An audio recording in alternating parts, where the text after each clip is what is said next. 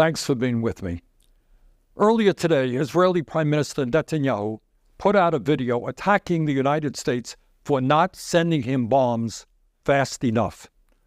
No doubt we will hear similar complaints when he addresses Congress on July 24th.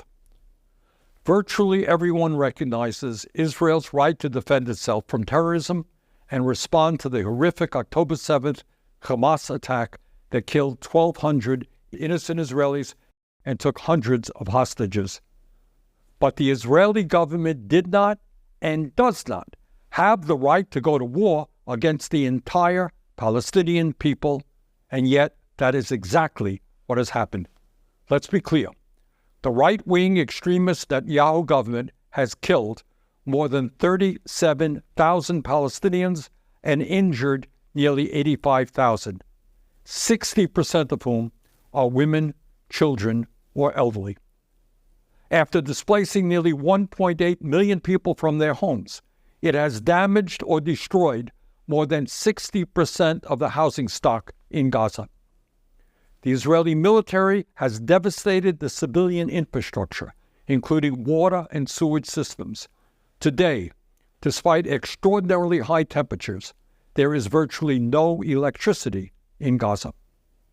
The healthcare system there has been decimated, with 19 hospitals knocked out of service and more than 400 healthcare workers killed. The educational system has also been devastated. 88% of all school buildings have sustained damage, and all 12 of Gaza's universities have been bombed, leaving 625,000 students with no access to education. According to humanitarian organizations, hundreds of thousands of people face possible famine right now. Already, more than 8,000 children under 5 have been diagnosed with acute malnutrition, the result of the Netanyahu government's restriction on humanitarian aid.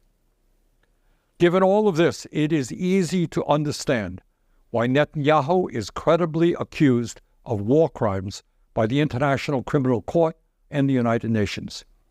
He is beholden to extreme racists in Israel and has devoted his entire career to undermining the prospects for a two-state solution and lasting peace in the region.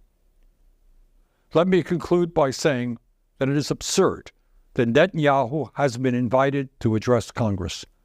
We should not be honoring people who use the starvation of children as a weapon of war. Instead, the United States should be withholding all offensive military aid to Israel and using our leverage to demand an end to this war. Unfettered flow of humanitarian aid to Gaza, a stop to the killing of Palestinians in the West Bank, and initial steps towards a two-state solution. Thank you very much for listening.